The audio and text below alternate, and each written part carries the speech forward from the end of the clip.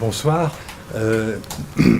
Sachez que je n'ai pas l'habitude de parler assis. Moi, j'aime bien me promener, mais là, je suis un peu prisonnier d'une machine et je vais respecter les règles qui me sont fixées. Alors, voilà. Je voudrais vous parler... je ne vais pas parler en économiste. J'ai plutôt parlé d'ailleurs en historien ou en ethnologue. Ce sera peut-être plus simple. Et je vais vous dire des choses que vous n'avez jamais entendues et que vous n'entendrez probablement plus. Vous avez entendu parler des banques centrales. On vous parle de la Fed, on vous parle de la BCE, de l'ancienne Banque de France, etc. etc. On parle des taux. Alors M. Draghi a fait ceci, M. Bernanke a fait... Bon. Mais au fond, on n'a pas identifié l'objet banque centrale. Et pour identifier, je pense, un objet qui est le produit des activités humaines, il faut remonter dans le temps. Et je vais me comporter un peu en physicien. Les physiciens, pour comprendre l'univers, pour comprendre les particules élémentaires, ils remontent au Big Bang. Eh bien, je vais vous proposer de remonter au Big Bang pour savoir ce qu'est aujourd'hui la BCE. Voilà. Voilà le programme que je vous propose. Alors, ce qu'il y a de sûr, c'est que depuis quelques jours, quelques semaines même, on entend beaucoup de choses sur ces banques centrales. Elles étaient indépendantes, enfin prétendument indépendantes. Et ne pas que depuis quelques semaines, il y a des couacs, notamment du côté du Japon. Il y a eu des élections au Japon et un nouveau gouvernement semble frapper sur la table en disant « mais la banque centrale, maintenant, doit être obéissante ». Il semble même qu'en Grande-Bretagne, avec un nouveau gouverneur qui vient d'arriver ou qui va arriver dans les jours qui viennent, il y aurait aussi du changement. Et on entend de plus en plus de gens qui disent « mais les banques centrales, on devrait se les réapproprier ». Eh bien, peut-être, on verra ce qui va se passer. Mais sachez en tout cas, et là je plante le décor tout de suite, la première banque centrale du monde, on peut dire que c'était une mine de métal travaillé par des esclaves et qui produisait de l'or. Et derrière, il y avait un prince qui transformait cet or en pièces. C'était au fond la première banque centrale et elle fonctionnait, cette banque centrale-là, au bénéfice du souverain, du pouvoir. Bien. Alors, vous voyez, si vous avez le papier sous les yeux, il y a un premier point sur lequel je vais m'appuyer beaucoup et qui mérite une explication importante. La monnaie moderne. Ce que j'entends, la monnaie moderne, c'est par rapport aux monnaies qui ont pu exister par le passé et qui étaient l'équivalent de ce qu'on appelle les monnaies alternatives aujourd'hui. Vous avez entendu, peut-être qu'il y en a à Paris, des monnaies locales. Bien. Hein. Les monnaies locales n'ont pas du tout la même vocation que ce qu'on appelle la monnaie moderne. La monnaie moderne va être un objet qui peut être thésaurisé, c'est une réserve de valeur et qui va servir à l'échange marchand. Bon, on va beaucoup parler de monnaie. Alors, la monnaie moderne, c'est cette monnaie qui n'est pas la monnaie locale, qui sera plutôt des pièces d'or, qui auront un pouvoir libératoire considérable. Les princes pourront les échanger entre elles. Et cette monnaie moderne est historiquement, alors voilà, c'est ça qu'il faut expliquer, la forme choisie par le pouvoir, donc le politique, pour le règlement de la partie de la dette des sujets appelée impôt. Alors, il faut expliquer ça. Première chose, il faut savoir, et je vais peut-être vous choquer, mais que le pouvoir politique, eh bien, il est historiquement un grand prédateur. Et il va apparaître, il va naître sur la base d'ailleurs de pouvoirs beaucoup plus anciens, qui est le pouvoir religieux. Les religions parcourent toute l'humanité. Et les religions partout dans le monde, c'est l'universel des religions, font des individus, des endettés. Tiens, la dette. Il faut remonter à ça. La dette publique. On en parle. Dans les religions, les humains sont des endettés vis-à-vis de qui? Vis-à-vis des dieux. Dette de quoi? Dette de vie. D'où l'idée que vous trouvez partout dans les religions, l'idée de sacrifice. L'idée de sacrifice. Bien. Le pouvoir politique qui va s'asseoir sur les bases religieuses reprend l'idée de l'endettement. Et vous le savez bien, pas de grand historien pour repérer cela, le pouvoir politique est un grand prédateur qui fait des sujets désendettés, des esclaves infinis, des gens qui doivent se battre pour le prince, dette de vie, dette de sang. Les sujets sont endettés vis-à-vis du pouvoir.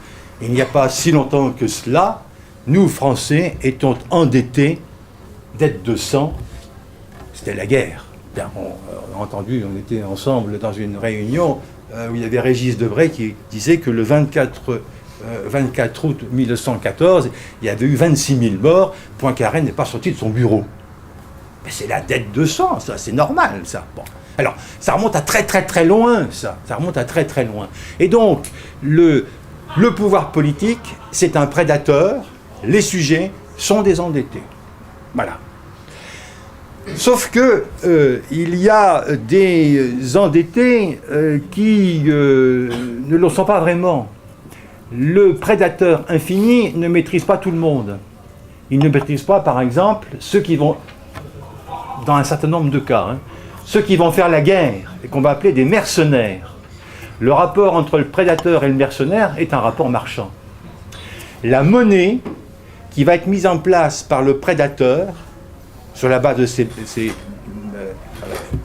mines d'or que j'évoquais tout à l'heure, la monnaie va servir, ces pièces d'or, les premières pièces de monnaie vont servir à payer les mercenaires. Les mercenaires vont utiliser ces pièces d'or pour assurer leur survie, pour assurer la reproduction de leur force de travail, comme dirait Marx. Et donc vont dépenser cet argent chez des commerçants, et les commerçants, eux, sont des sujets qui sont évidemment endettés vis-à-vis du pouvoir, vis-à-vis du prince. Ils vont payer l'impôt. Et donc, voyez-vous, il y a plusieurs formes d'endettement, dette de vie, dette de sang, corvée, travail obligatoire, tout ce que vous voulez, une partie de la récolte, etc. Mais il y a aussi l'impôt monétaire. Eh bien, l'impôt monétaire, c'est d'abord la monnaie qui a été inventée par le prince, qui circule vers le militaire et qui revient vers le prince. Et donc vous voyez bien peut-être le sens de cette phrase maintenant. La monnaie moderne est historiquement la forme choisie par le pouvoir. Oui, c'est le pouvoir qui a choisi la forme métallique. C'est le pouvoir qui a choisi la forme métallique pour le règlement de la partie de la dette des sujets appelée impôt. Il n'y a pas que de la dette de sang, il n'y a pas que des biens qui circulent vers des greniers publics, il y a aussi des pièces de métal. Et les pièces de métal reviennent vers le pouvoir va pouvoir s'en resservir. Bien. Donc voilà, en gros, la première explication et qui est tout à fait essentielle. Et donc, voyez-vous, c'est ce que je vous invite à lire dans mon petit papier, mon petit résumé. Je vais très vite. La première forme de banque centrale est donc une mine de métal qui est soudée au trésor public.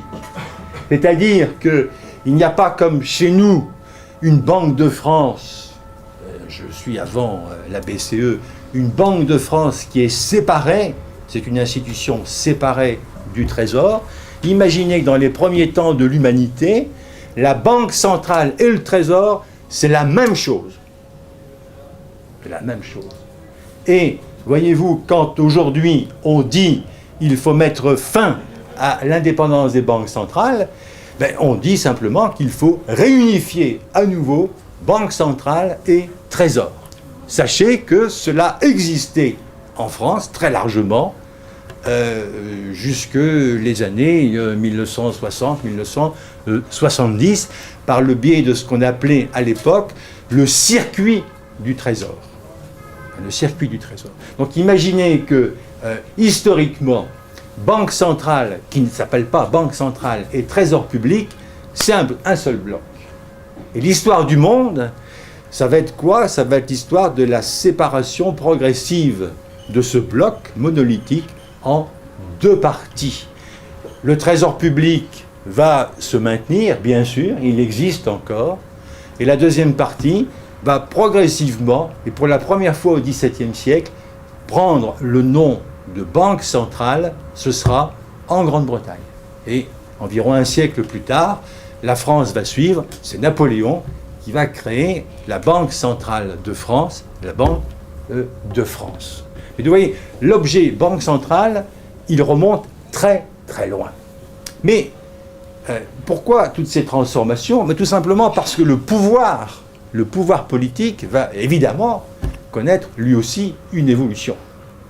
Et en gros, cette évolution, alors ça c'est un peu ma thèse, mais que vous retrouvez un peu partout, cette évolution c'est quoi?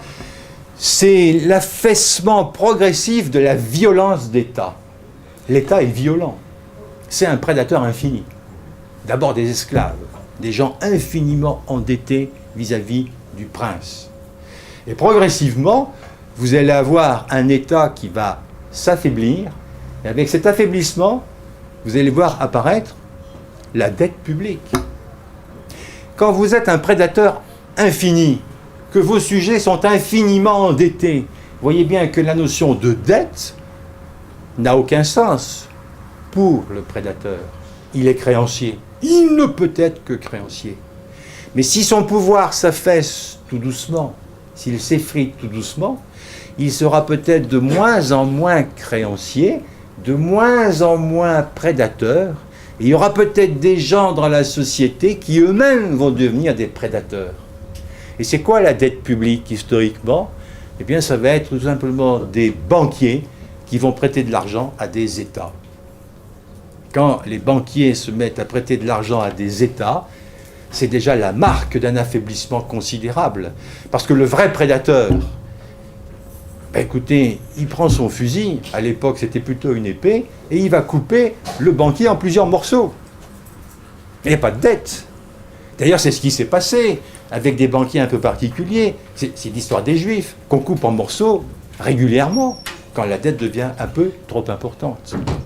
Donc effectivement, voyez-vous, la notion de dette publique est une notion qui correspond... Alors je sais que ça doit vous choquer, parce que ce que je raconte là n'est pas évident. La notion de dette publique, c'est d'abord un problème d'affaissement de la violence étatique, de la violence de l'État, une violence qui va de plus en plus partager avec des agents économiques qu'on va appeler les agents de la finance. Et donc vous voyez, une chose très importante, ce qu'on appelle la monnaie. La monnaie, c'est pas du tout ce qu'on raconte dans les manuels de mes collègues économistes. On raconte que la monnaie, écoutez, c'est vachement bien. Moi, je suis cordonnier, je fabrique des chaussures, et puis il y a un boulanger qui fabrique des baguettes de pain, et on va échanger des chaussures contre des baguettes de pain, mais malheureusement, le boulanger, il veut pas de mes chaussures, et moi, je veux son pain, mais je ne pourrais pas les échanger contre des chaussures. On va inventer progressivement quelque chose qu'on va appeler la monnaie.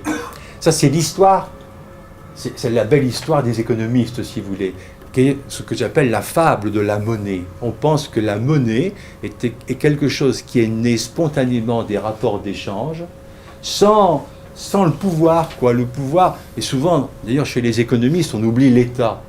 Mais le phénomène fondamental dans l'humanité, c'est le pouvoir, c'est l'État. Et d'ailleurs, il est très intéressant de voir, d'étudier comment naît l'État. Ça, ce n'est pas mon problème, je l'étudie par ailleurs.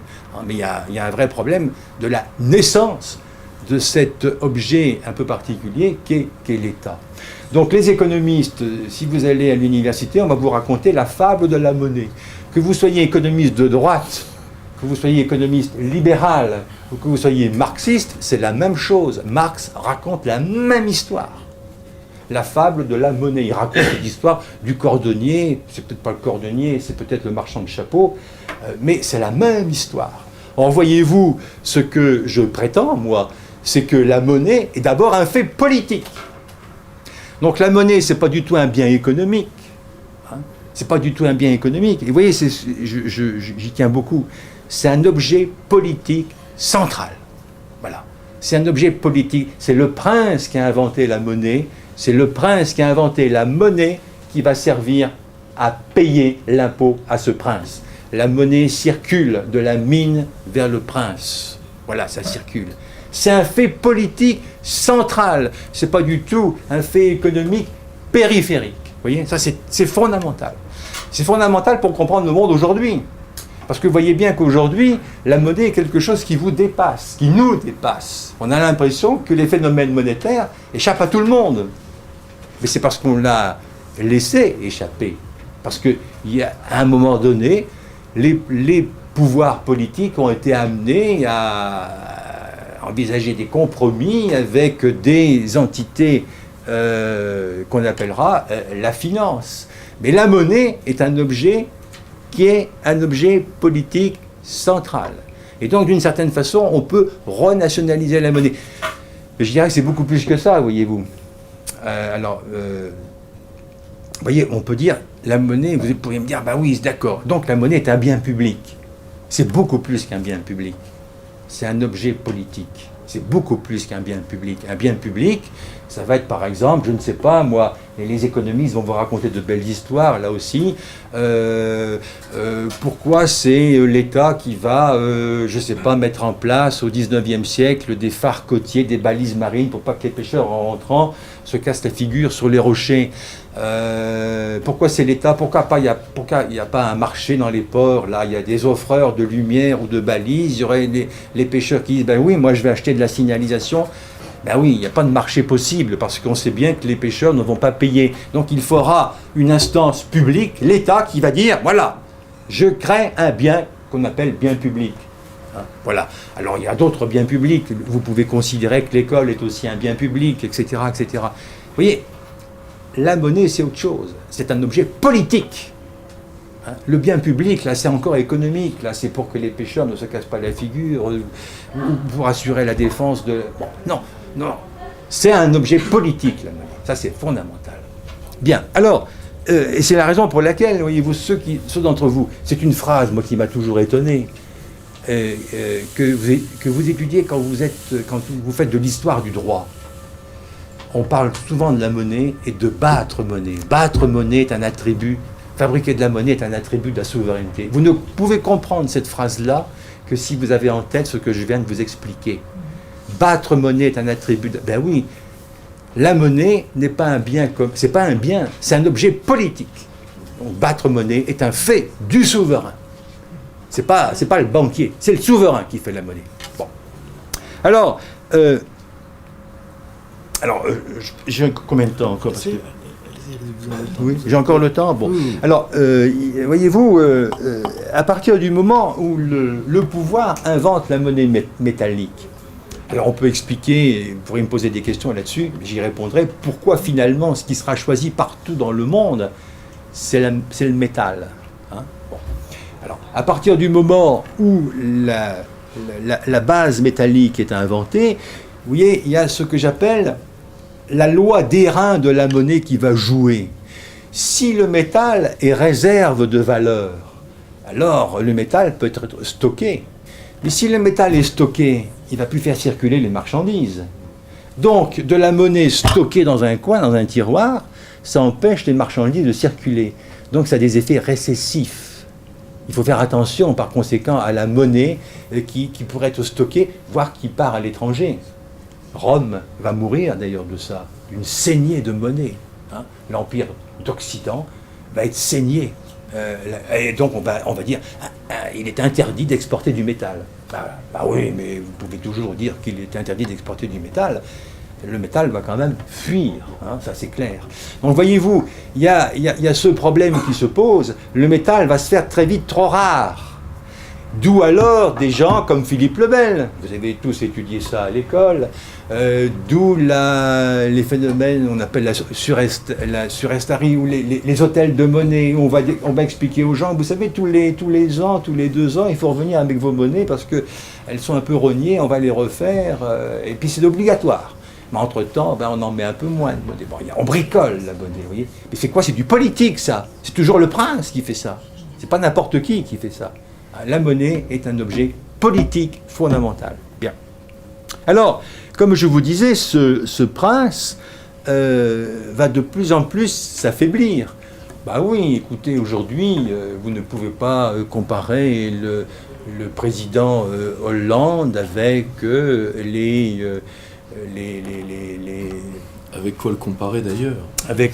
avec l'Inca ou avec l'empereur de... Vous voyez, c'est pas comparable. Donc manifestement, il y a quelque chose comme un long affaissement du pouvoir politique avec, en Occident, la montée de ce qu'on appelle l'état de droit. J'y vais arriver progressivement. La montée de l'état de droit, c'est l'affaissement de la violence du prince. L'affaissement de la violence du prince. Et donc, ça va se faire au long des siècles. Hein. Il y a une phrase que j'aime bien, vous voyez, que vous pourriez retenir, c'est que du point de vue du prédateur suprême, du point de vue du politique, qui lui a besoin de ressources pour quoi faire? Pour faire la guerre. Parce que lui est en compétition avec d'autres princes, avec d'autres politiques. Donc la guerre est grande consommatrice de métal. Donc il faut faire attention au métal. Et donc, je peux imaginer le phénomène suivant, il est de l'intérêt du loup que les moutons soient gras. Vous voyez ce que je veux dire? Il est de l'intérêt du loup que les moutons soient gras. Plutôt que de tabasser mes esclaves, peut-être que j'ai intérêt à les libérer, ils vont faire du commerce, ils vont faire entrer de l'argent et je pourrais pomper. Il est de l'intérêt du loup que les moutons soient gras. Et donc, oui, il y a Louis XIV qui est un prédateur infini, parce qu'il ne fait pas que la guerre, il fait aussi autre chose. Mais il y a aussi des ministres ou un ministre autour de lui qui, lui, se dit, mais il faut produire de la richesse. Ça va correspondre d'ailleurs à une doctrine économique qu'on appelle le mercantilisme. Je ne veux pas détailler. Mais donc, voyez-vous, il est de l'intérêt du loup que les moutons soient gras. Autrement dit, il faut commencer à distribuer des droits de propriété à des sujets qui sont encore sujets, mais qui sont peut-être en train de devenir autre chose. Ils vont avoir des droits. Ces droits de propriété, ça va permettre de créer des activités économiques, peut-être des banques, etc., etc. Et je pourrais pomper là-dessus. D'accord? Mais moyennant quoi, c'est le signe d'un affaissement du pouvoir vis-à-vis des sujets. Les sujets sont en train de lever la tête. Puis vous avez, alors si j'ai un discours libertarien, mais j'aime bien, vous savez, de jouer au libertarien, vous arrivez un jour à la démocratie, où au fond la démocratie, dira le libertarien, c'est la possibilité à chacun de voler tout le monde avec une loi. Moi je suis de gauche, je vais pomper les riches avec une loi. Et puis je suis de droite, je vais pomper les pauvres avec une autre loi. Enfin, voilà. Ça c'est la vision libertarienne des choses. Alors, je ne vous invite pas à la partager, mais il y a quand même un peu de vrai là-dessus. C'est-à-dire que la violence du prince qui remonte à la nuit des temps, elle est aujourd'hui dans la violence de la loi éventuellement. Alors évidemment, on va se battre sur la loi. Bon, alors il y a certainement... j'ai pas dit qu'on en était encore à la situation de l'Égypte pharaonique. Hein. J'ai pas dit que la loi moderne était une loi scélérate. Mais la loi, c'est encore de la violence, puisque toute loi, voyez-vous, déplace du bien-être. Toute loi déplace du bien-être d'un groupe social à un autre. La plupart des lois. Peut-être pas toutes. Hein. Et donc, effectivement, on retrouve aujourd'hui...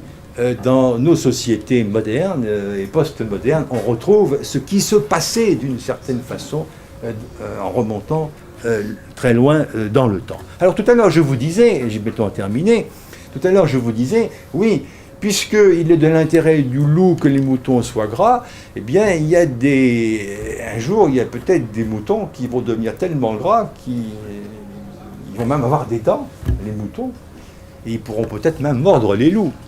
Et ça, c'est la dette publique, effectivement. Il y a des banquiers maintenant qui vont devenir tellement solides que désormais, il y a un état de droit qui garantit leur activité. Eh bien, ces gens-là, peut-être qu'ils vont commencer à émettre eux-mêmes de la monnaie, évidemment, il faudra que la loi suive. Et si jamais la monnaie désormais était émise par les banquiers et non plus par le prince, ce serait quand même pas mal, ça. Eh bien, ce temps-là va arriver, tout doucement, sous la forme d'une législation, qui existe encore aujourd'hui. Et vous le savez bien, quand on vous dit, mais si on met fin à l'indépendance des banques centrales, si monsieur le président de la République française peut mettre la main dans les caisses de la banque centrale, alors il va y avoir de l'inflation. D'abord, c'est pas bien, puis il y aura de l'inflation. Mais qu'est-ce qui se passe aujourd'hui avec monsieur Draghi? Lui, il crée de la monnaie. Il n'est pas le prince. Monsieur Draghi a créé combien de milliards d'euros depuis, très exactement, depuis un an, oui. Combien a-t-il créé de la monnaie? Pour que les banques continuent elles-mêmes à créer de la monnaie, car vous le savez très bien que quand on vous accorde un prêt, ce n'est pas vrai que ce sont les dépôts qui font les crédits, ce sont les crédits qui font les dépôts. C'est ce qu'on enseigne aux étudiants de première année. Donc le pouvoir monétaire, il est complètement basculé dans les mains du secteur privé. La violence de l'État s'est totalement affaissée, et une autre violence est apparue, c'est la violence de la finance. Et alors, vous voyez, là, si vous avez entre-temps émergence, 17e, 18e, 19e siècle, de banques centrales qui sont physiquement séparées du pouvoir politique et qui gèrent le système bancaire, mais si c'est le système bancaire qui crée la monnaie, vous voyez bien que la banque centrale en question est de fait dans la finance et c'est séparé quelque peu du pouvoir politique. Alors ça passe tout de suite. Chez nous en France, effectivement, et j'ai étudié tout cela dans mon bouquin de médias détaillés, pendant toute une période de temps, le gouverneur de la Banque de France, je l'appelais d'ailleurs le préfet. Un préfet, ça fait quoi? Ça baisse la tête, un préfet, ça fait comme ça. Oui, monsieur le ministre. Et pendant des décennies, le gouverneur de la Banque de France, même s'il y avait des médailles, on l'appelait monsieur le gouverneur, il baissait la tête et il remettait les sommes revendiquées par le Trésor sans aucune discussion. Même si on va essayer de faire croire qu'il y a des discussions, notamment dans les années 20 en France, je ne vais pas détailler tout cela. En réalité, la Banque centrale obéit au pouvoir politique. Bon, on est encore dans l'ancienne violence d'État. Puis ça va disparaître, puis un jour, et ça c'est ce dont vous êtes plus spécialiste que moi, on va invoquer l'indépendance. Vous savez que c'est un grand mouvement, ça. On a créé aussi des administrations indépendantes. Il y a beaucoup d'administrations indépendantes partout, y compris en France aujourd'hui. L'AMF, par exemple, 900 salariés. C'est quoi ça? C'est une administration indépendante, c'est autonome, c'est le grand moment, voyez-vous, nous vivons le grand moment du démantèlement du politique. Et je pense, voyez-vous, et je terminerai par là, après tout, je lis volontiers l'indépendance des banques centrales comme étant le stade suprême du démantèlement du politique. Voilà, l'indépendance des banques centrales, c'est le stade suprême du démantèlement du politique. Vous voyez, je n'ai pas eu le temps de vous dire, mais c'était dans la suite des choses. Si la monnaie est un objet politique central, mais évidemment, la Banque centrale est une institution politique centrale, évidemment. Mais cette institution politique centrale, on l'a cédée à la finance. Et donc, voyez-vous, si je devais donner, c'est dans mon bouquin ça, si je devais donner une définition de ce qu'on appelle la Banque centrale, je serais extrêmement prudent. En réalité, c'est quelque chose qui est, selon les époques historiques, qui est à l'interface entre la finance et le politique. Il y a des moments où la finance accapare tout, il y a des moments où le politique récupère. Nous sommes dans un stade où le politique a totalement démissionné, ou plus exactement, a été vendu à la finance. Évidemment, c'est une période de notre histoire. Il est clair que ça changera un jour. Soyez rassurés, la crise ne fait que s'aggraver. Elle a de beaux événements que nous serons à vivre collectivement dans les mois et les années qui viennent. Pour le moment, il y a beaucoup de sparadrap. devant l'effondrement du château de cartes, on met beaucoup de sparadrap, mais, et je suis d'ailleurs plein d'admiration devant les inventeurs des nouvelles formes de sparadrap. Parce qu'ils ont toujours un nouveau sparadrap dans leur poche. Et je suis étonné tous les matins. Voyez-vous, je suis étonné. Mais il n'y a pas de doute, c'est quand même du sparadrap, et le château de cartes s'effondre. Alors, le jour où il sera totalement effondré, il faudra bien rebâtir, non pas simplement la France, mais la planète. Voilà. Voilà, j'ai respecté le temps.